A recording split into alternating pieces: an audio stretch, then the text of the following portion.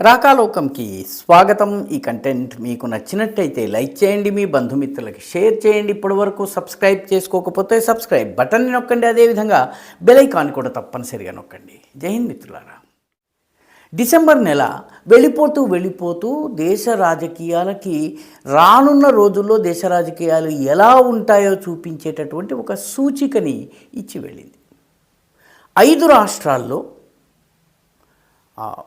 అందులో అన్ని రాష్ట్రాల్లోనూ బీజేపీ అధికారంలో లేదు. ముఖ్యంగా 2 రాష్ట్రాల్లో బీజేపీ అధికారంలో లేదు.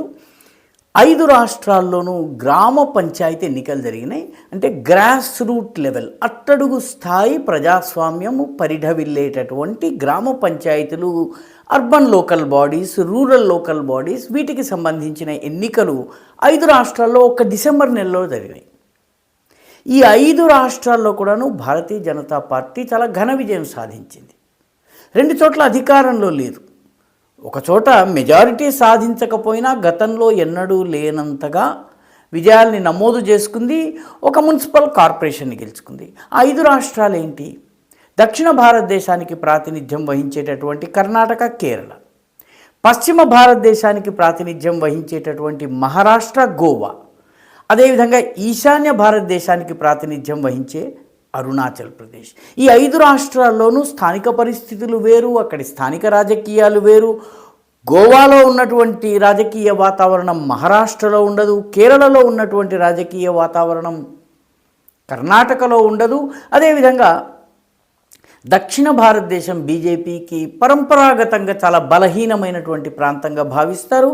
అరుణాచల్ ప్రదేశ్ అనేకానేక తెగలతో చైనా సరిహద్దులో ఉన్నటువంటి రాష్ట్రం.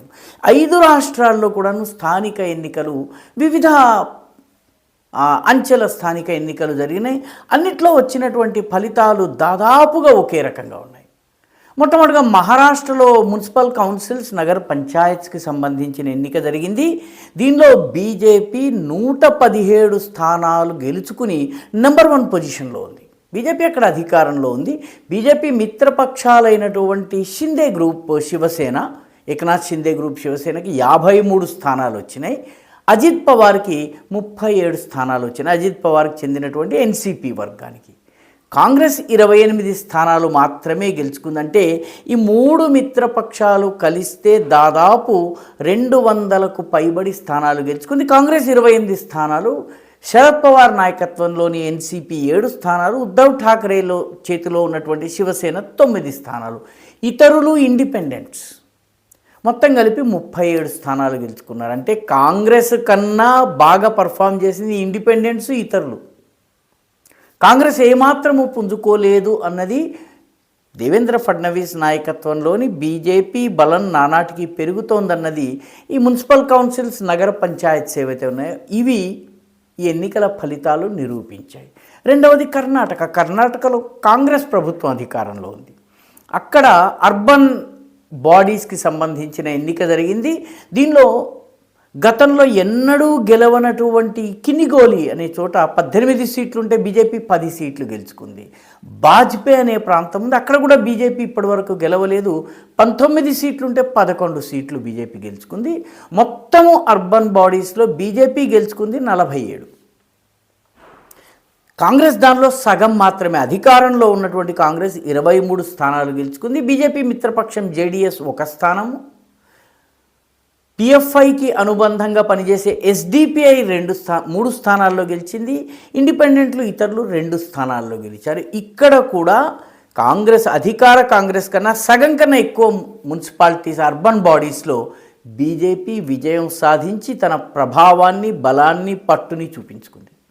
గోవాలో జిల్లా పంచాయతీల ఎన్నికలు జరిగినాయి. ఈ జిల్లా పంచాయతీల ఎన్నికల్లో భారతీయ జనతా పార్టీ, మహారాష్ట్రవాది గోమంతక్ పార్టీ ఒక పొత్తుతో, ఒక కూటమిగా ఎన్నికల్లో వెళ్ళాయి. వీళ్ళు మొత్తం 32 స్థానాలు గెలుచుకున్నారు. కాంగ్రెస్ పార్టీకి కేవలం 10 చోట్ల మాత్రమే విజయం వచ్చింది.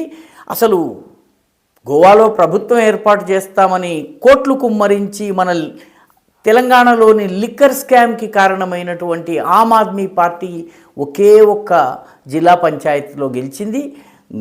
గోవా ఫార్వర్డ్ పార్టీ ఒక స్థానంలో గెలిచింది, రెవల్యూషనరీ గోవన్ పార్టీ ఒక స్థానంలో గెలిచింది, ఇతరులు ఇండిపెండెంట్లు 4 స్థానాల్లో గెలిచారంటే మొత్తం అందరూ కలిసి కూడా బీజేపీలో సగం కావటం లేదు. అన్ని స్థానాల్ని బీజేపీ గోవాలో గెలుచుకుంది. గోవాలో ప్రమోద్ సావంత్ నాయకత్వంలో బీజేపీ ప్రభుత్వం ఉంది. అనేక సంవత్సరాలు అయింది. యాంటీ ఇన్కంబెన్సీ ఉండవచ్చునని చాలామంది భావించారు, కానీ దాన్ని పటాపంచలు చేస్తూ విజయం సాధించింది. అరుణాచల్ ప్రదేశ్లో డిస్ట్రిక్ట్ కౌన్సిల్స్కి గ్రామ పంచాయత్కి రెండిటికి ఎన్నికలు జరిగినాయి. డిస్ట్రిక్ట్ కౌన్సిల్స్ తీసుకుంటే మొత్తం డిస్ట్రిక్ట్ కౌన్సిల్ సీట్లలో బీజేపీ 170 స్థానాల్ని గెలుచుకుంది. పీపీఏ అనేటటువంటి స్థానిక పార్టీ 28 స్థానాలు, ఎన్పీపీ అనే మరో స్థానిక పార్టీ 5 స్థానాలు, ఇండిపెండెంట్లు 23 స్థానాలు గెలుచుకున్నారు. కాంగ్రెస్ పార్టీ కేవలం 7 స్థానాలు తెచ్చుకుని ప్రాంతీయ పార్టీల కన్నా క్రింద స్థానం, అంటే 5వ స్థానంలో పార్టీ ఉంది. అది ఆశ్చర్యకరమైనటువంటి విషయం. ఇంకా గ్రామ పంచాయతీల విషయానికి వచ్చేటప్పటికి బీజేపీ 6085 సీట్లను గెలుచుకుంటే పీపీఏ 648 సీట్లు గెలుచుకుంది. ఎన్పీపీ 160 స్థానాల్ని గెలుచుకుంది. ఇండిపెండెంట్లో 627 స్థానాల్ని గెలుచుకుంటే కాంగ్రెస్ పార్టీ 216 స్థానాలు గెలుచుకుంది. ఇతరులు వేరే వేరే చిన్న చిన్న స్థానియ పార్టీల వాళ్ళు 138 గెలుచుకున్నారు. ఇక్కడ కూడా బీజేపీ తన యొక్క ఆధిపత్యాన్ని, చాలా పూర్తి ఆధిపత్యాన్ని, బీజేపీకి ఇవన్నీ కలిసి కూడా ఏమాత్రం చేరువలో రాలేనటువంటి పరిస్థితి అరుణాచల్ ప్రదేశ్లో ఉంది. ఈశాన్య రాష్ట్రము, తక్కువ జనాభా ఉంటుంది, సరిహద్దు రాష్ట్రము, అనేక సమస్యలతో ఉన్నటువంటి రాష్ట్రము. అక్కడ రకరకాల పద్ధతుల్లో స్థానికంగా బీజేపీకి వ్యతిరేకతను రెచ్చగొట్టేందుకు పెద్ద ఎత్తున పని జరుగుతోంది. బంగ్లాదేశీ చొరబాటు పెరిగింది, మిషనరీ యాక్టివిటీ పెరిగింది, చైనా యొక్క దుస్సాహసాలు పెరిగాయి. వీటన్నిటి మధ్య జరిగిన ఎన్నికల్లో ఈ ఫలితం వచ్చింది. చివరిది కేరళలో గ్రామ పంచాయతీ ఎన్నికలు జరిగితే యూడీఎఫ్ 505 స్థానాలు, అంటే కాంగ్రెస్ నాయకత్వంలోని కూటమి అధికారంలో ఉన్నటువంటి 10 ఏళ్లుగా అధికారంలో ఉన్నటువంటి వామపక్ష కూటమి కన్నా కూడాను దాదాపు సగానికి పైబడి ఎక్కువ సీట్లు సంపాదించుకుంది. ఎల్డీఎఫ్కి 340 సీట్లే వచ్చాయి. టై లేదా హంగ్, ఎవరు గెలవకుండా అందరికీ సమానమైన ఓట్లు వచ్చినటువంటివి 64 స్థానాలు ఉన్నాయి. ఇదంతా టాస్ ద్వారా నిర్ధారిస్తారు.